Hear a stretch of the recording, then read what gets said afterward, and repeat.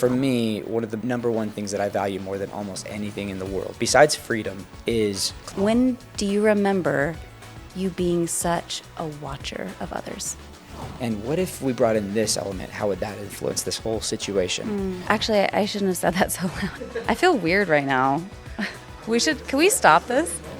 I just think that makes you valuable in that way because you have been puzzling things that other people don't value the same amount.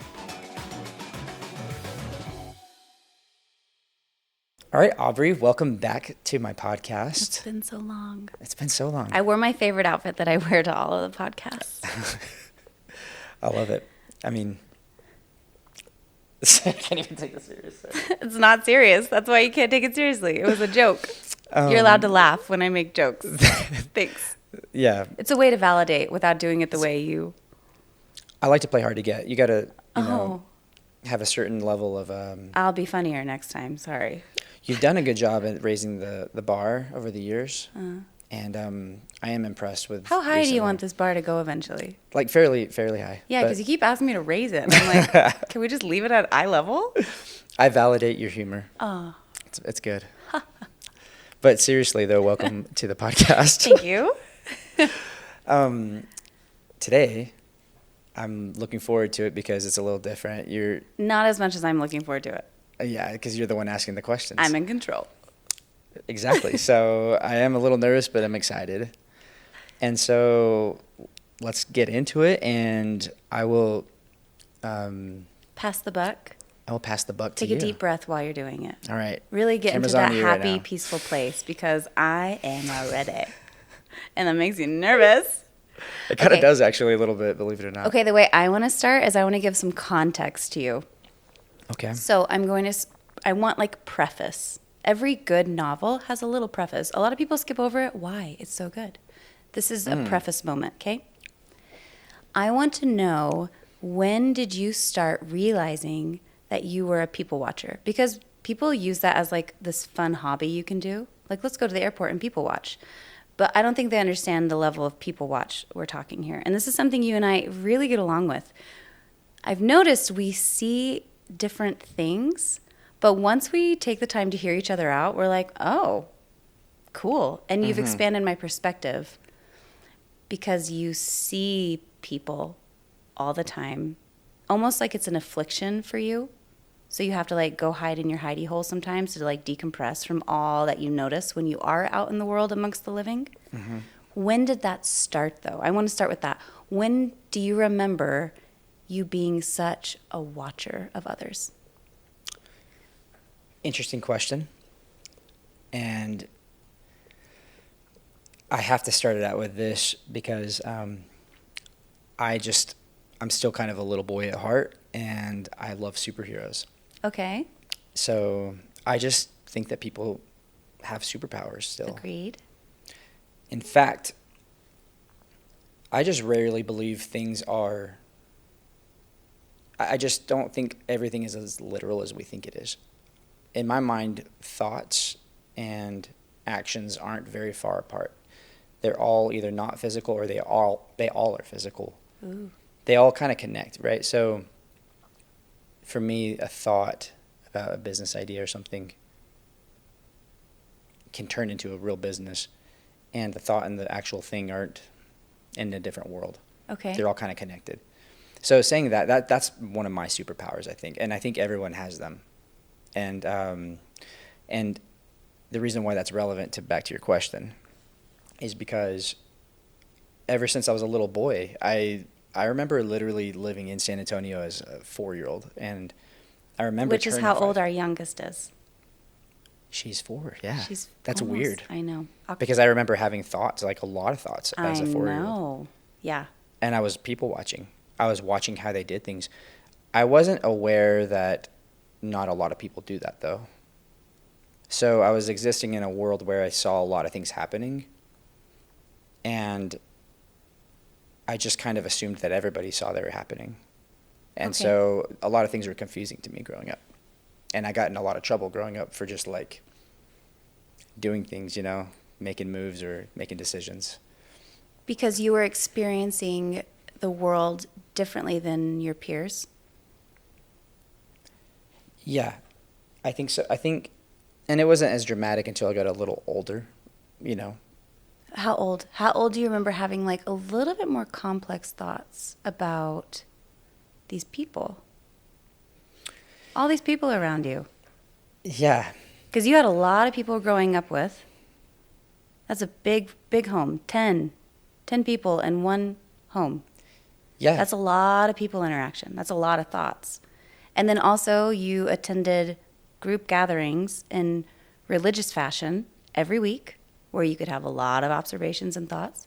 When do you remember, do you have any memories of like certain things standing out and you having more complicated thoughts about them? And are they any that you can share on a public podcast? Or are they too specific and you have to take names out?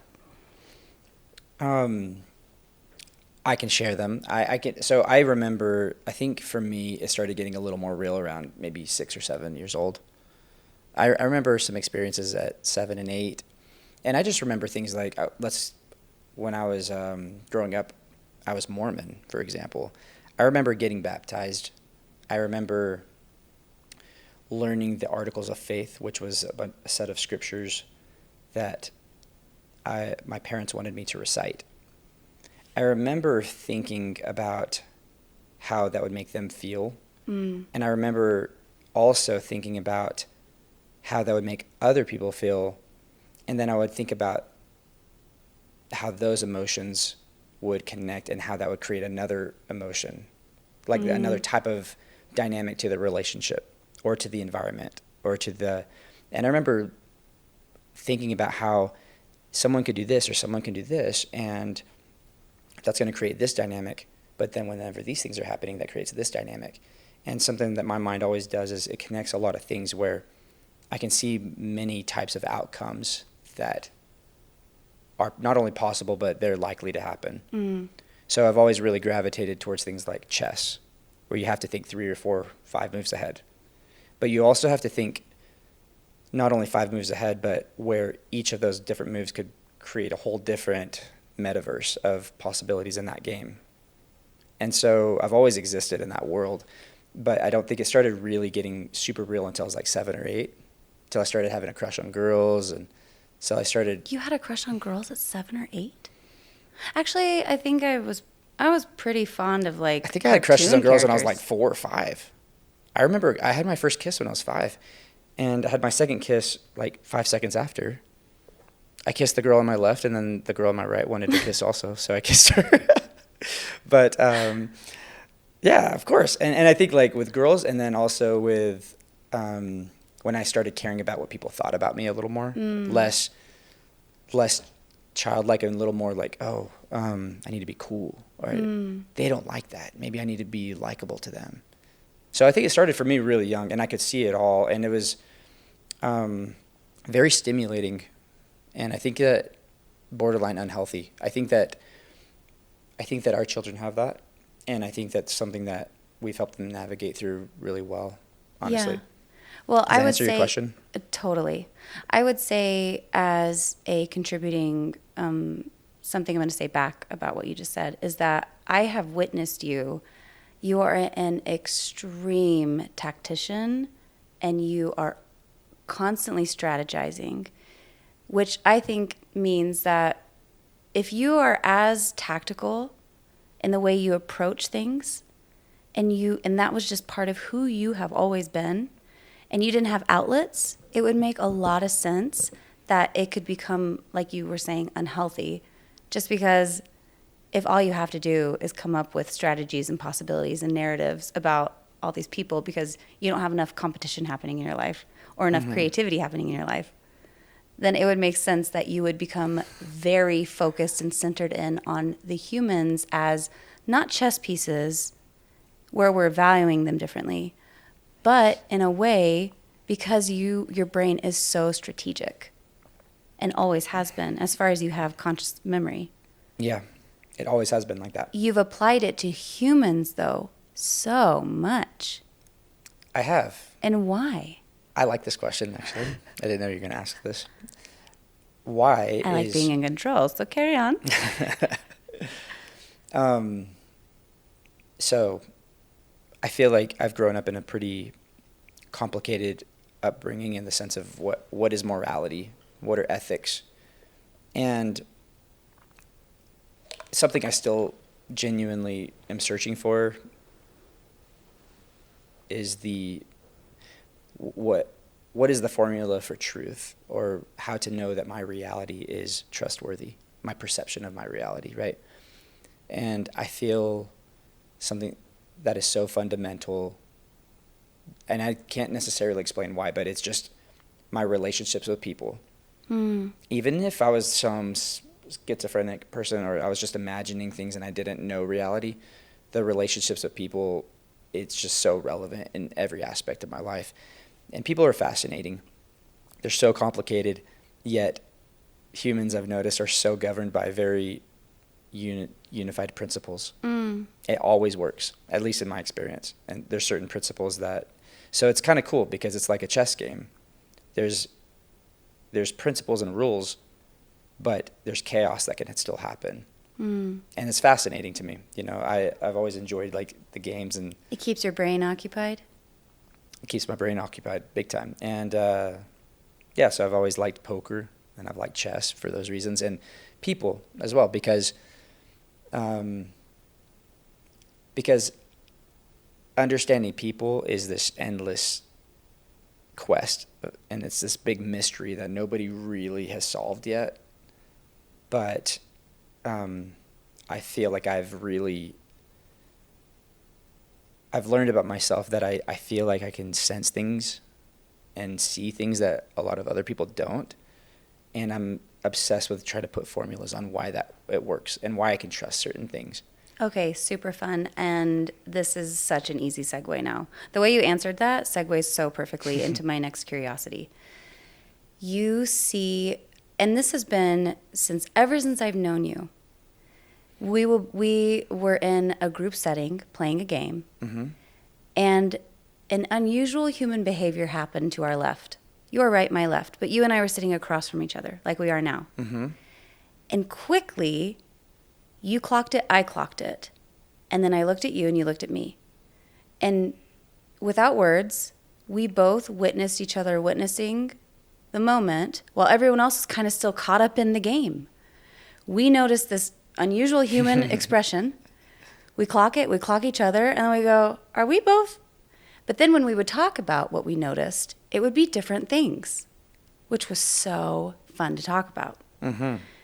What do you find are topics or specifics that you notice? Because it's not the same things I notice. We're both noticing.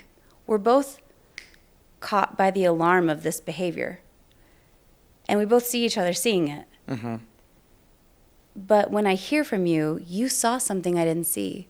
What are the things that you're seeing, that you have found, that you accidentally see, perceive, notice? What are some of the topics, or what is a topic, if I want to be more narrow?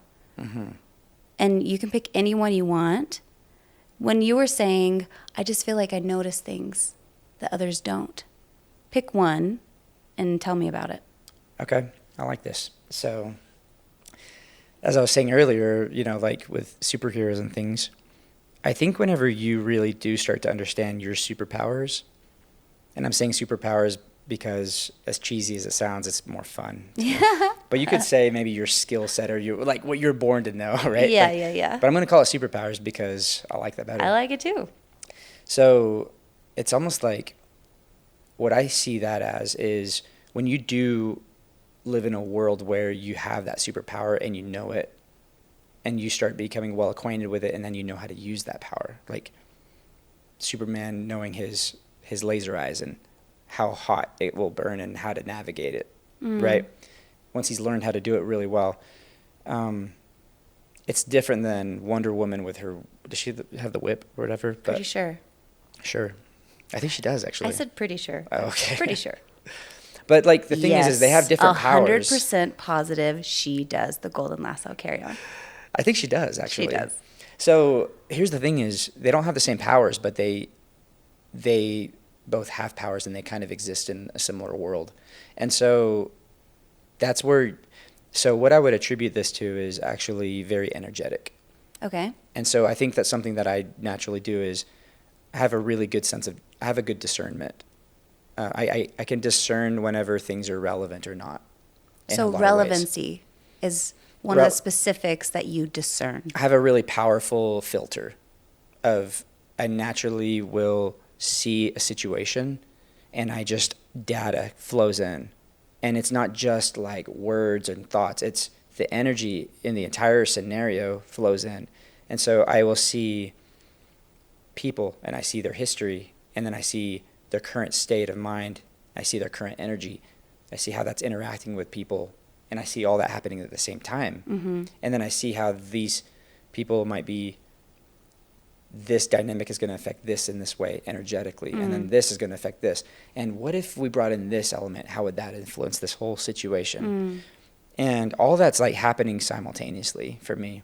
Which is why you said it's more energetically. It's very energetic. That would be really hard to articulate.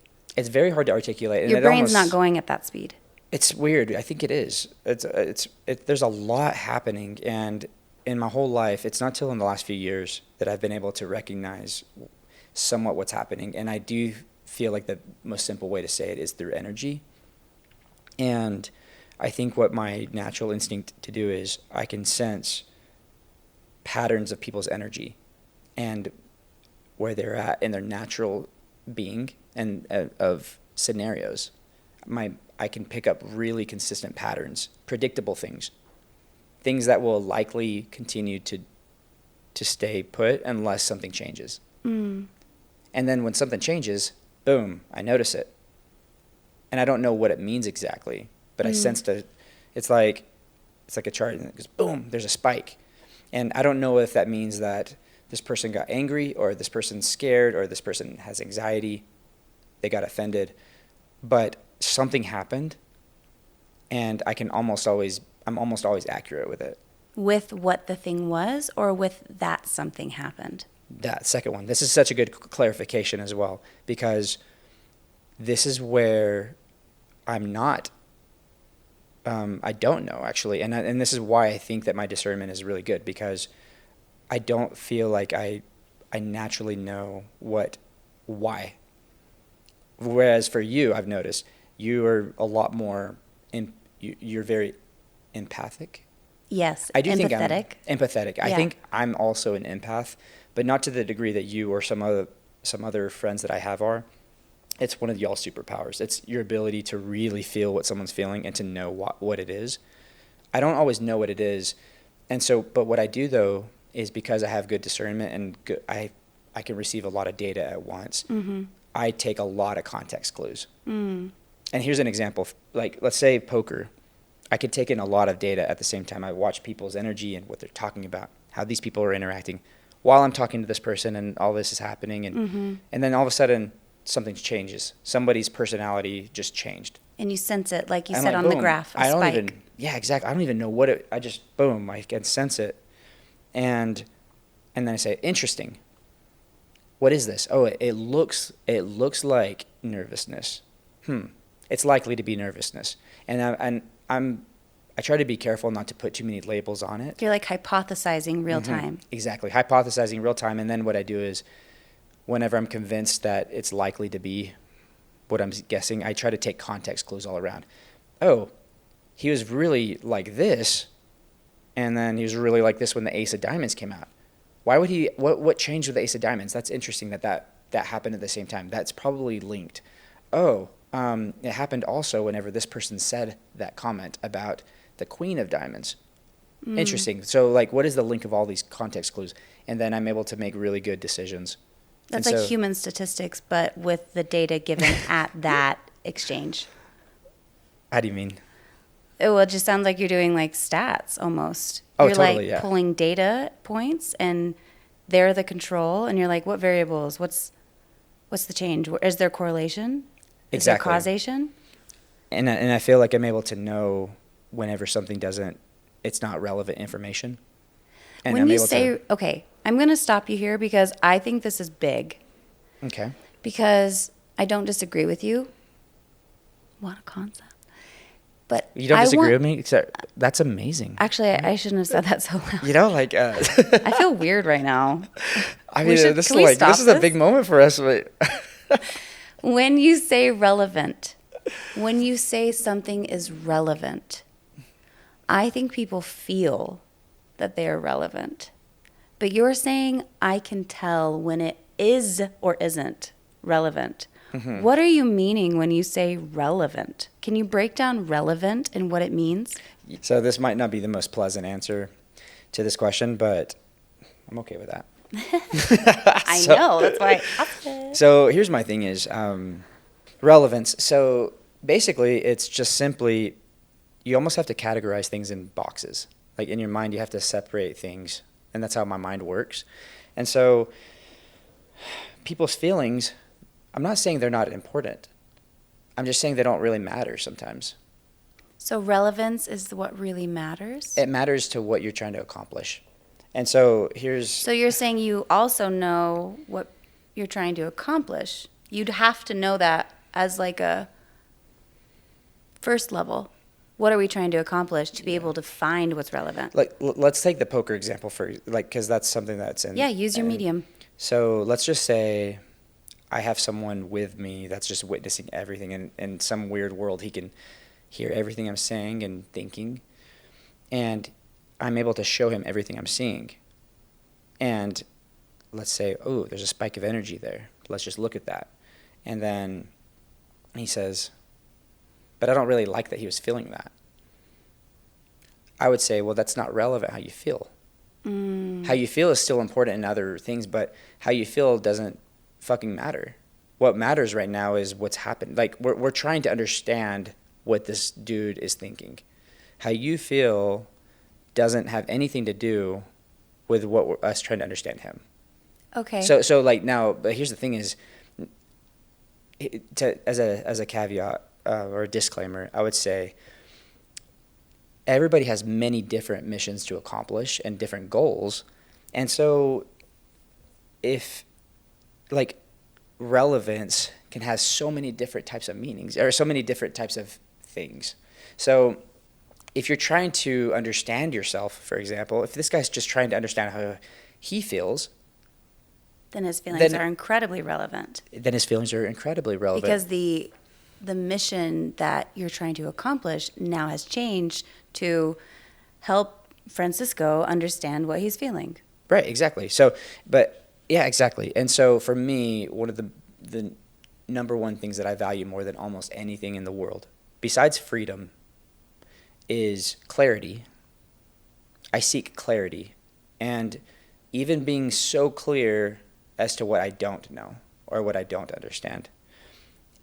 And I find more peace in being able to say I don't know something, or maybe even wording it in a way saying, we can't responsibly say that this is totally true, but there's a pretty good chance that it's true. So maybe we can proceed, but we need to be very clear that the information that we're going on here is not necessarily true. You know what I'm saying? So, which is why you see it as a hypothesis. Yeah. It's our best guess. We're going to move forward with testing. Yeah, or it's proven enough results. It's proven enough results and this is probably the best that we have, and in fact, it's actually probably true. In a lot of cases, I could say it's maybe a law of inertia at this point. Like we can now say it's now diagnosably, scientifically proven to be kind of a law. Yeah, exactly. That's exactly it. And so when I say relevance, I feel like that's one of my strengths is there's a lot of data coming in. This lady is from Florida. This person is very frustrated because they lost a hand. This person is a dealer from Houston, Texas. But him being a dealer from Houston, Texas, I subconsciously, that's not relevant to why this guy's energy is just spiked. This lady being a lawyer isn't relevant. This person's comment, it was very much directed to this person. I don't know if it's relevant, but there's a good chance it's relevant. So that's something I'm going to keep in the relevance folder. But all of this other information coming in, it's just going into the other folders, like in my mind. Okay. And so sometimes people, I often battle with this in my life. It's people will come and they're frustrated and they get stuck and they're just like, this is how I feel, or this is what I'm thinking, and this is that, and this is that. And it's very often irrelevant. Irrelevant to what they're saying, their mission they'd like to accomplish, or their objective is? Are you taking what they say is their objective as face value, and then now you can process what is relevant? So objective for Kathy. She wants to work it out with Brady.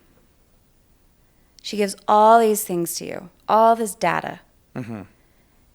You would say the reason why you might be a good friend is you can parse out to help her accomplish her objective and show her what's relevant?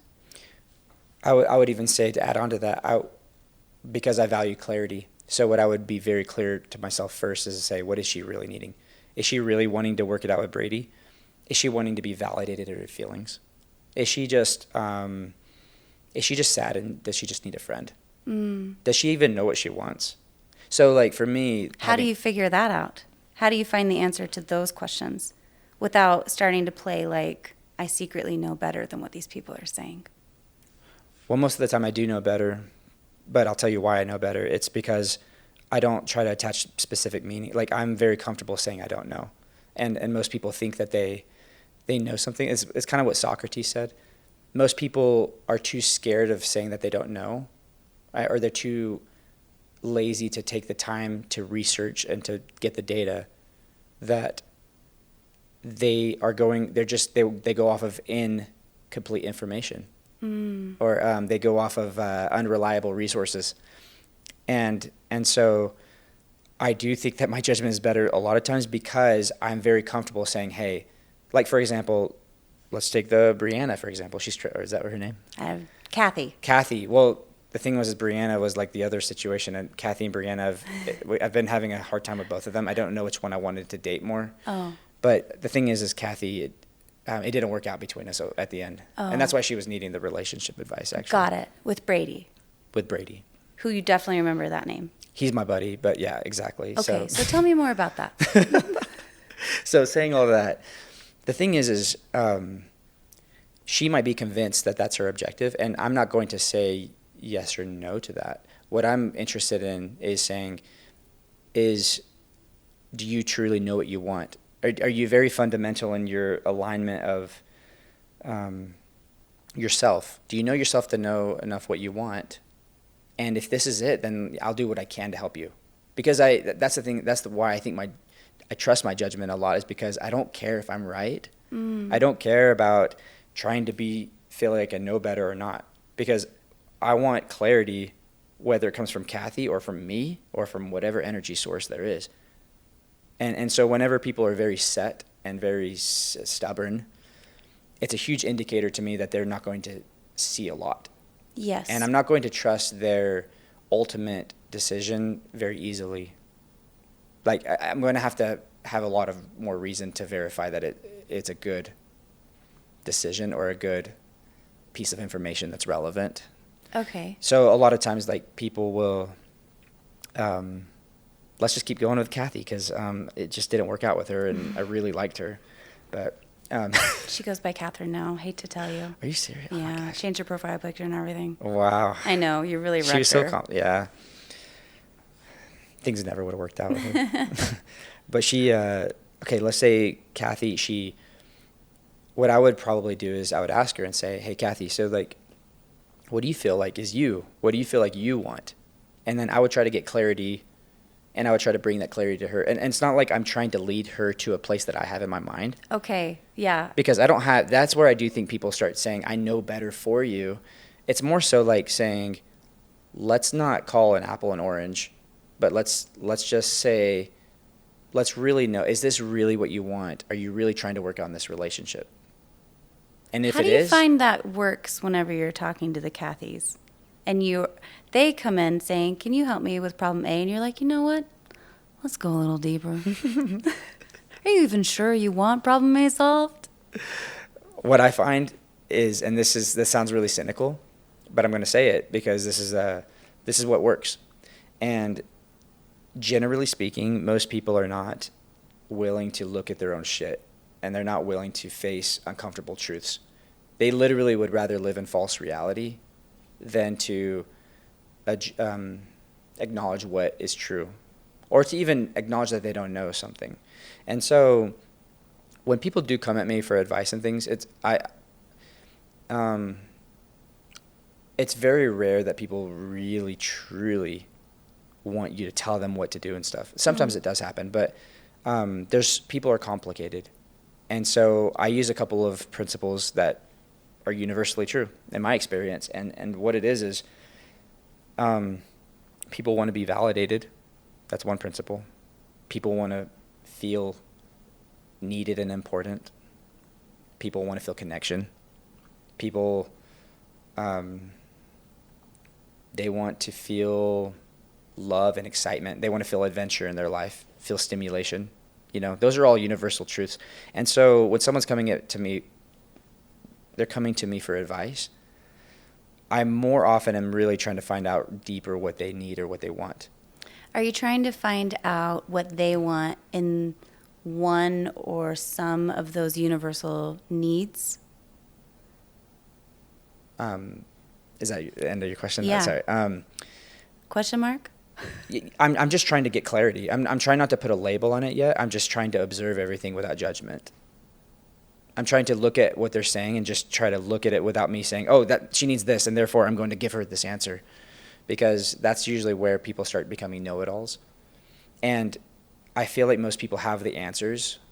They just need a little help to feel these universal things. So a lot of times people don't want to be told what to do. You'll actually hear, it's very rare that I actually will try to give tons of advice. Not rare, but it's not common. It's more often that I'm really trying to help people get clarity and also myself get clarity.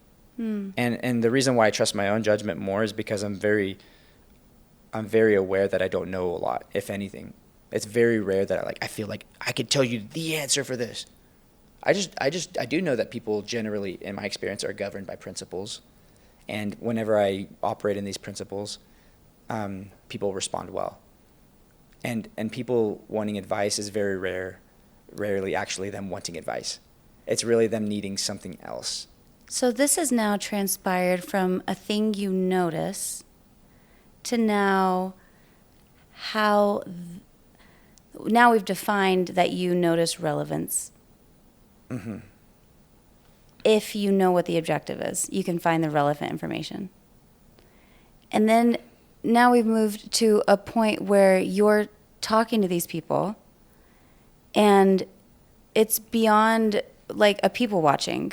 Now you're fully ingratiated in this experience where you find value points that most people need and you gather data, find clarity, and then what at the end of that exchange, do you just not care if you were wrong or right? When you say you don't care if you're wrong or right, you have best judgment in that situation because you say, I don't know. What happens when you're with someone of, I don't care if I'm right either, and I also know that I don't know? What are those conversations like? Well, first of all, I can tell. That's one of the things. I can tell whenever they're sincere. I can tell if they actually do care or not. I don't know how I can tell. I know it about as much as I know, I trust my own intuition. Or at least I can tell whenever it's not trustworthy enough to know that they're like that. And the way that those people are they a truth seeker? Are they a truth seeker? And here's, if someone is a truth seeker, then they value truth more than they value what their ego is trying to get them to feel. They're not trying to make themselves feel better by being right about something. So I have many weaknesses, for example. Tons. So many. And I need look at you over there. I'm going to stay quiet. So Keep the you're camera on, validating me on my weak. But something, I just don't get a lot of my self-worth and my value from being right. I don't think it fucking matters. It literally isn't relevant to what my purpose of life is. Now, maybe it doesn't matter to me about what someone thinks of me.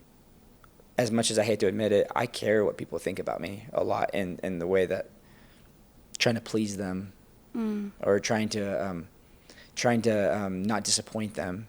Those are some weaknesses of mine. But me feeling like being seen as right and something, it has nothing. I don't feel any. I'm like, this has nothing to do with me getting clarity or truth. It's not relevant. You don't right? feel better when you're right? Zero. I don't care. Do you feel worse when you're wrong? Zero. It doesn't matter. It's not relevant. It's not relevant. It doesn't matter.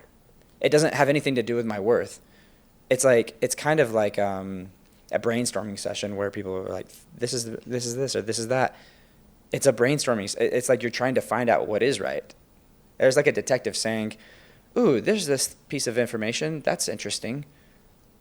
Oh, I was wrong. That isn't what it. It's like that has nothing to do. He's like, oh, okay, that's not relevant. What's the information? What's the data that helps me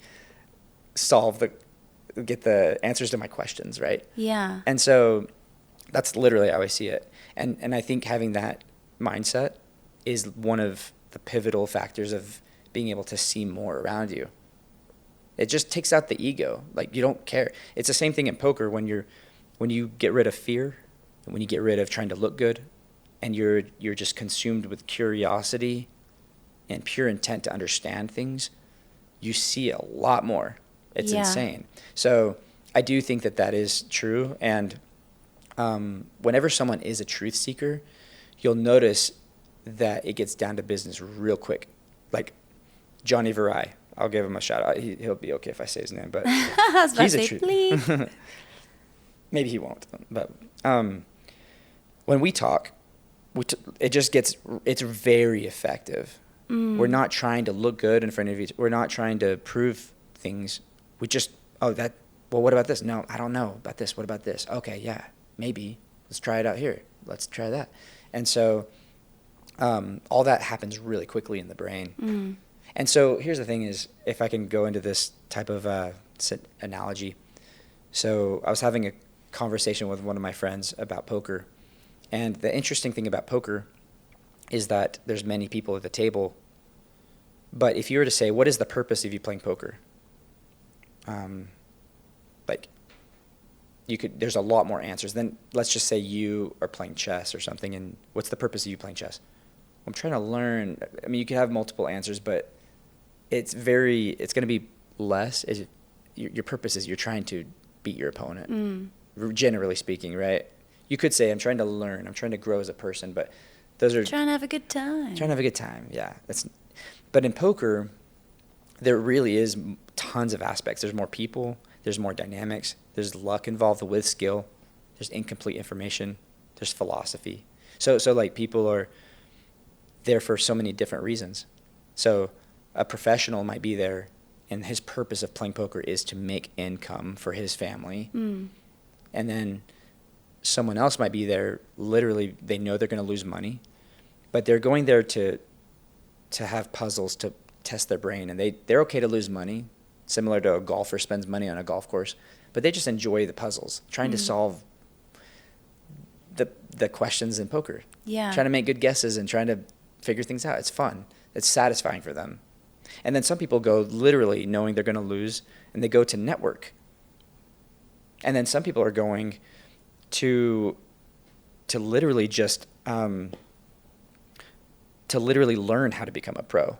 Like they're literally going, and they might know that they're going to lose, but they see that as training, right? Yeah. There's you can go on and on for the different reasons why people play poker.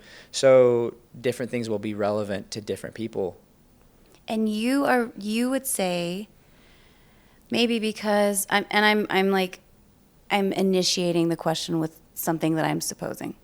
So if you have watched these people and noticed these things about them, do you think that you find you can figure out what their objective is, so then you can give them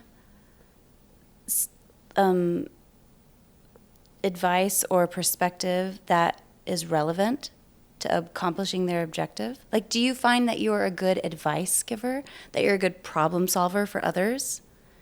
And is it because of that formula that you have identified the person's want, their objective, and now you can help them understand the relevant data points to help them accomplish? Because, like you were saying earlier, thoughts to actions, you almost don't see divide between if it's tangible or intangible.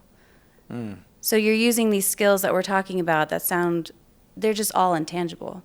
Can't really prove it. It's happening inside of you. You manifest it with your actions of interacting with the people or not, or just like clocking it and gathering more data that confirms or denies. Right. So so just to add on to that, what's fascinating about this concept is I'm still at the point where I'm trying to determine exactly what reality is. And I know that it's likely to be. Like, it's probably likely that I'm here with you actually doing this podcast. But what's fun is that in poker or in business, you literally have to make these decisions based on incomplete information. But you get to measure your results in money. There's some quantifiable data. There's some type of, it definitely quantifies. And if you get enough hours in, then you can really start quantifying your ability to judge these things, you know? And that's satisfying to me. And it's not a perfect determination of your abilities and things, but it's something to work with. It's data. And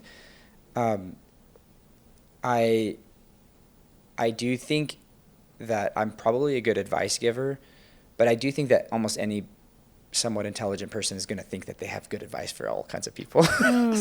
So, and I'm aware of that. So I just find that me giving advice to people isn't very relevant in my purpose of life or in like what satisfies me. What satisfies me is genuinely helping people feel connected to what they're searching for. And I'm rooting, and I've fundamentally, I value freedom. I value people's right to pursue themselves and what they value. And so what I really try to do is I try to get clear on what they value. And I question with curiosity and love, as you and I have talked about.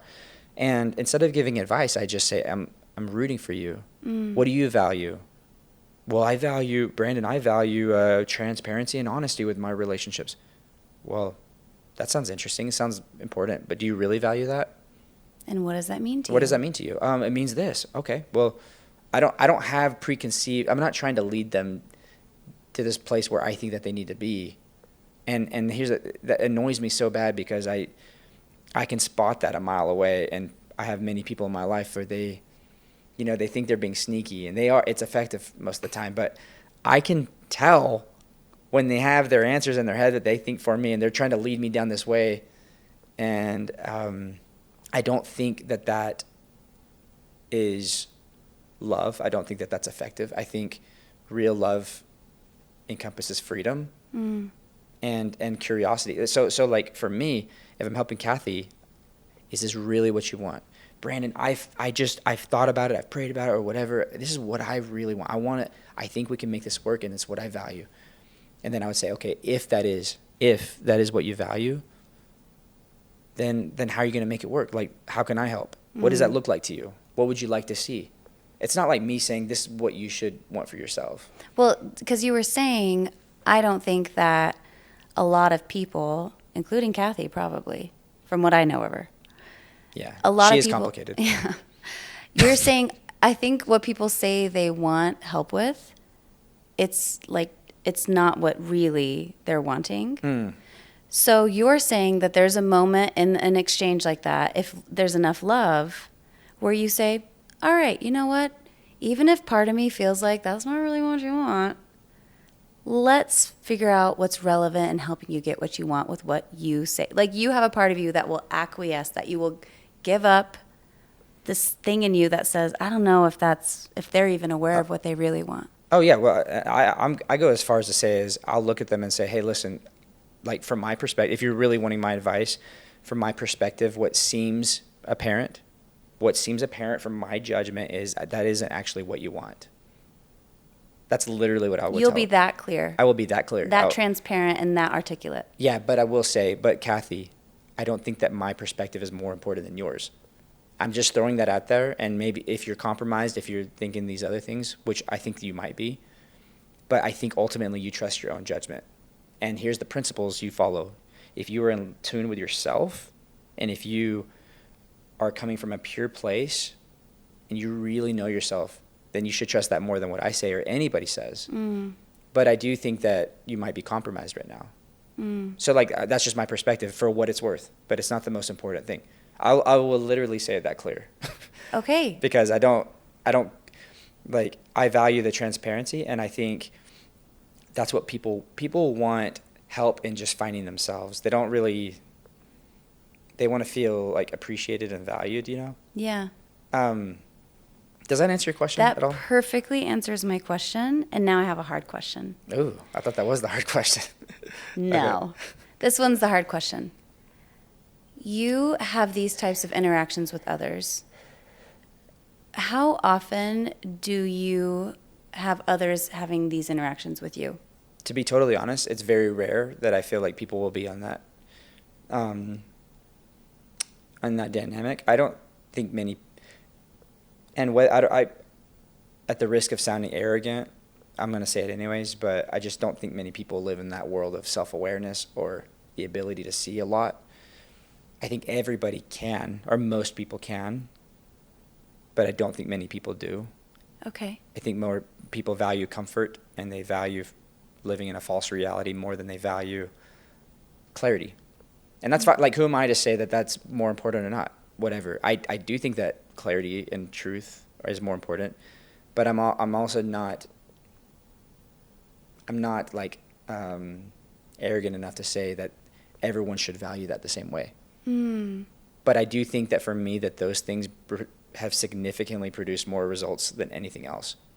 Clarity, freedom, love, truth, humility, awareness, you know, all these things. And so it's very rare, not very rare, sorry, it's very uncommon to feel like someone is on that level. But it does exist. There's like a world where people live in, and it's almost like the Sixth Sense. That little boy that sees dead people. He has to live in a world where he sees dead people and alive people. But a lot of these alive people don't see the dead people. And he has to find a way to navigate seeing both scenarios whenever he knows these people don't see these people. And it's complicated. It's going to cause more anxiety. It's going to cause a little more loneliness. But it also allows him to really have the ability to influence things with that clarity and that ability to see more.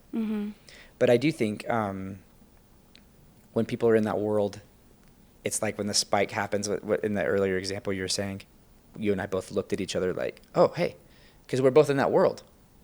The world where we see dead people? Yeah, I didn't want to. Yes. Do you see that little girl over there on your stairs? Wow, I actually feel a little bit of fear right now whenever you said that. That's kind of scary. Okay, so I don't know if that's answering all your questions or not, but here's the other thing too is because I just don't think I don't think a lot of things matter. I think that so many things are just like this life is so open to different directions and purposes and things for different people. And I do think for me, a big part of the purpose of life is to have experiences, to have relationships, to romanticize these moments where you're just experiencing life. And you don't even know why you think your human connections are so important for you. You just know that it feels true. I know that it feels relevant, and I'm trying to understand why it feels relevant. I still have to break that down. Like, that I'm still on a search too of why data matters, certain things matter, but I can sense it, and it's something I've learned to trust as long as I'm in tune. But then I like to break down, like, why is that relevant, you know? It's like the energy spike. Oh, that is important. That matters. Something changed. Something happened, but I don't know why. I don't know what it means. I don't know what led it to that, but I can use context clues and I can use data to figure out. The fact that you reiterated that, I think, is brilliant. I'll tell you why. Because I believe that to be one of your most strong qualities. It's when I think that it would be really wise if others believed you when you notice a spike. Because I have fought on, and this is just me being transparent, I have fought you on spikes that I now have changed back and said, you were right. There was a spike. I didn't see it at the time, but you did see it.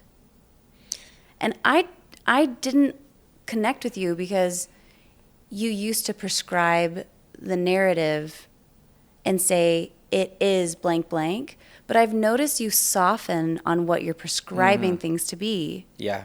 And it has made, but you are right when you notice a spike. So how can you bring that value? How do you make that value point, that your superpower, how do you use it for good in this world? That's a good question. How do I use it for good? I'm still trying to determine what good and bad is, kind of. I think that How do you use it for beneficial purposes for others? I'm going to make you answer the question instead of letting you go off into what is good and bad. Are you running for politics? Touche, señorita. Maybe I should have been a politician, Yeah, because you're like, how can I twist this back to an answer? All right, so I think the thing that I can bring some value in is several things. I think it brings a lot of clarity. I think that I think that many people can tap into this. It's so funny because if I'm to be totally raw, and I won't share this, I haven't shared this with a ton of people. I'm sharing it on my podcast. I was about to say, carry on. I think I often know what's going to happen or who people are. And just because I know something or I think that something is likely to be true, it doesn't mean that I need to go in and interfere with it or touch it or mess with it or whatever. The best analogy is like if I'm sitting at a party, I think I might have told you this before, where I see a waiter with a bunch of glasses of water and he's turning this way and this person's ending a conversation and they're turning here, they're about to collide. And I see it all happening. It's about to happen. This disaster is going to happen. So I jump up and I can yell, everybody stop. Stop what you're doing right now. And I can stop the whole scenario, and then I save the day. And everyone looks at me funny, like you're yelling at the top of your lungs in this little house. And I was like, yeah, but they were going to crash, and it's going to spill the water. I was using my people watcher superpower. Yeah, I was like, it was it. And they're like, dude, like you're overreacting, bro. You're just freaking out. Dude, you need to calm down. Chill out, dog. Like all the things that you hear people say. And you will see hyper-aware and anxious people do this a lot. But here's the funny thing, what I've learned is just because you see that it's about to happen, it's not relevant, right? It's literally not relevant because people are going on their own journeys. And so most of the time I just let things happen, and just because I saw that it was going to happen doesn't matter. And then they spill the water. Everyone's like, oh, wow, whatever. And then I go, oh man, water spilled. And then I help them clean it up or whatever. And then it's fine. No big deal. Some water spilled and you cleaned it up and everybody moves on with life. And you didn't have to create more anxiety for yourself. And you didn't have to save the day. Things aren't needing saving as much. And so for me, life has become a lot more about taking the awareness and using it as a filter in my life of what matters or what doesn't matter, to bring clarity, to bring freedom, to bring connection with people, right? And that's why poker's fun for me, because it's a fun little banter of connecting with people, reading them, like the witty banter and like out thinking them, out strategizing them, but also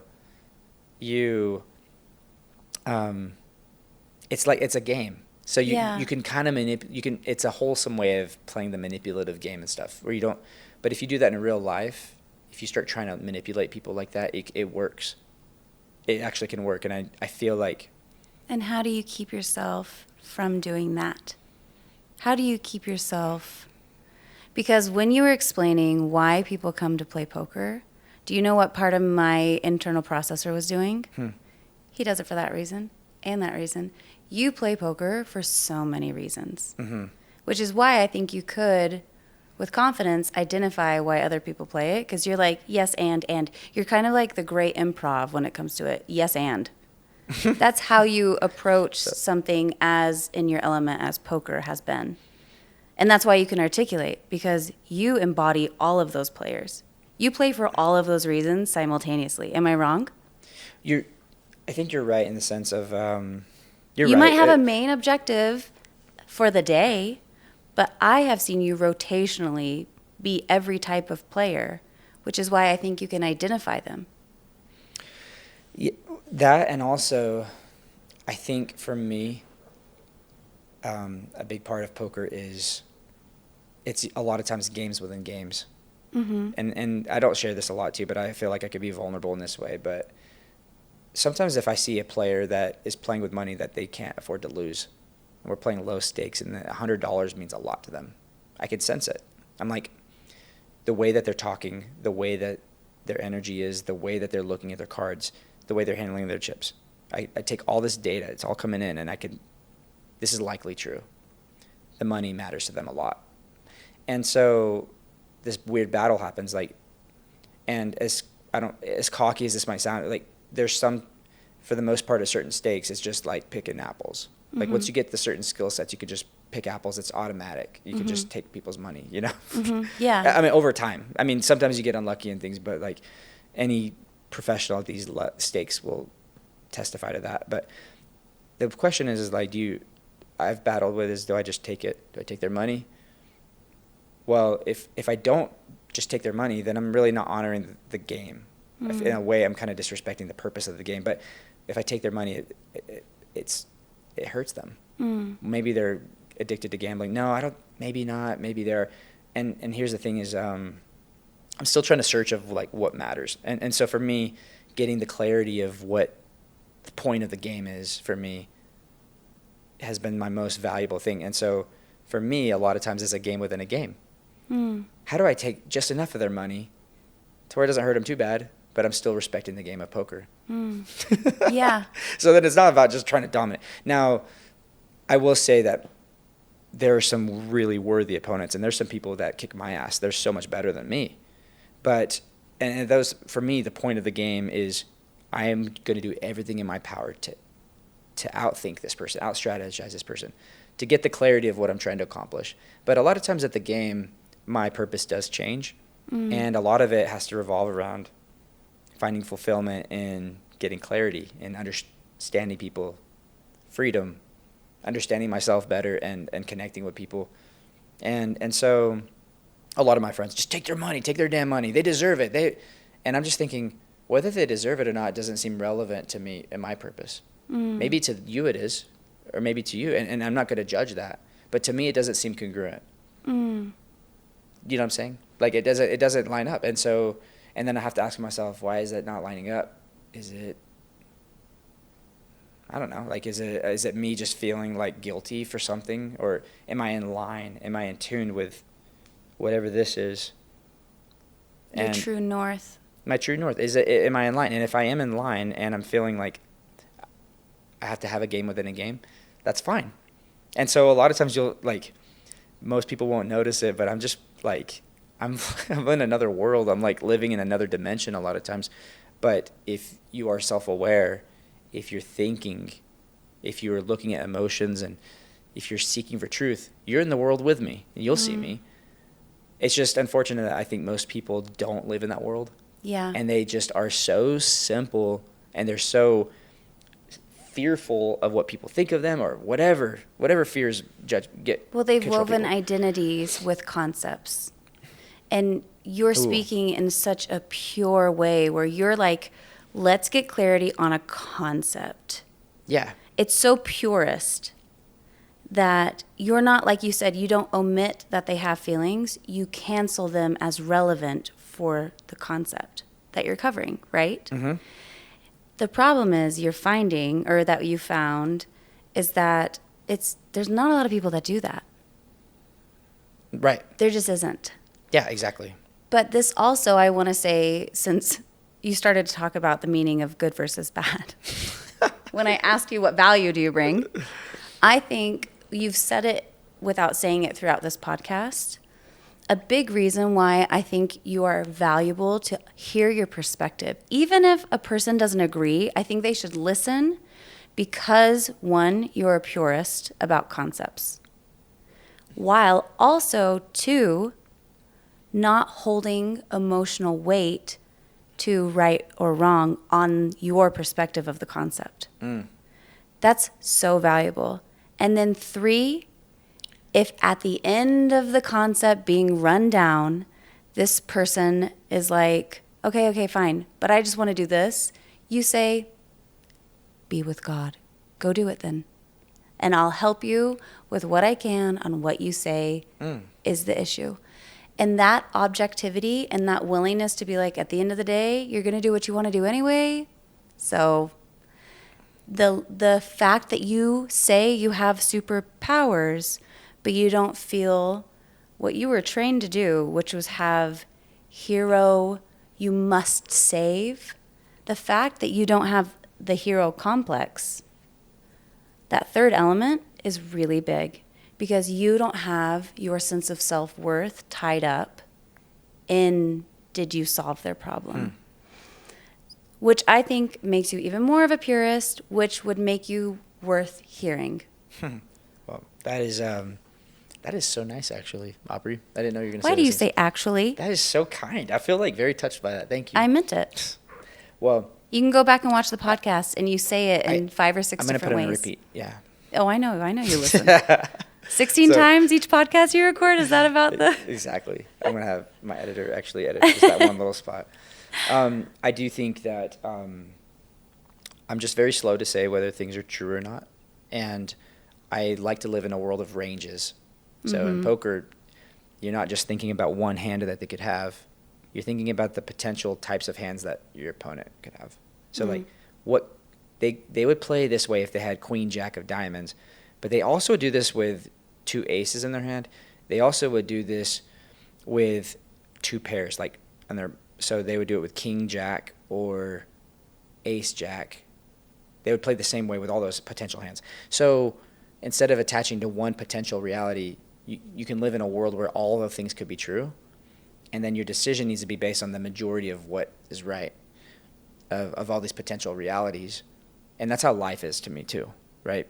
Because you see all kinds of potential outcomes and potential whatever. So it's not even like when I see someone wanting to make their decision, when I say God be with you, it's not so much like, all right, fine, you'll see that I'm right. It's more like I respect the fact that you have your freedom to choose.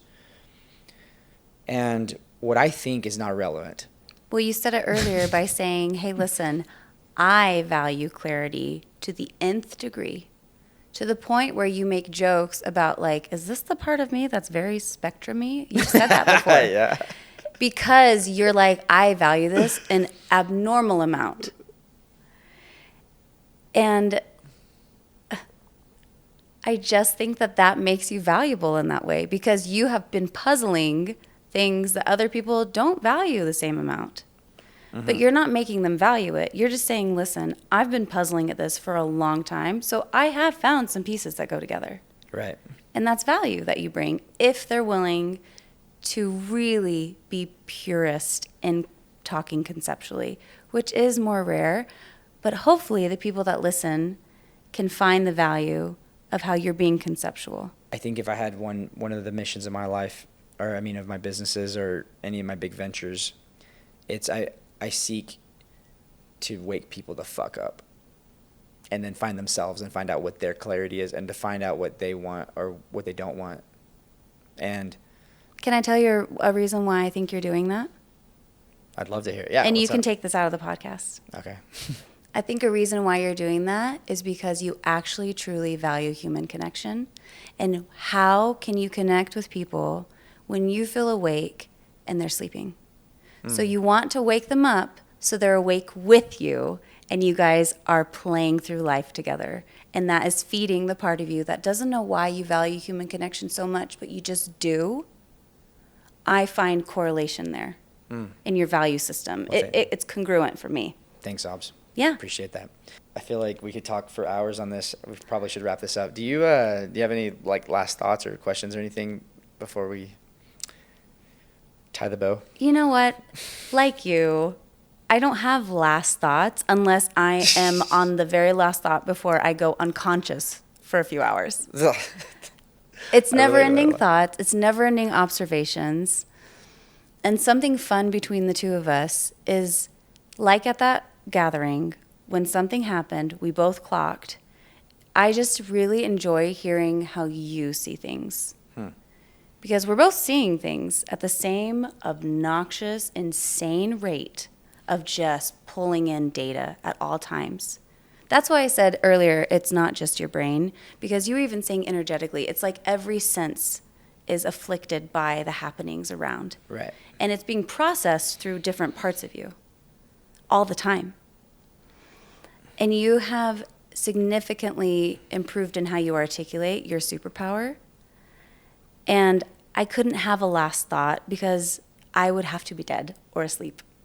So I don't have a last thought. I just enjoyed this journey, and I think that it would be cool if people listen to you conceptually speak a lot before they make judgments on you.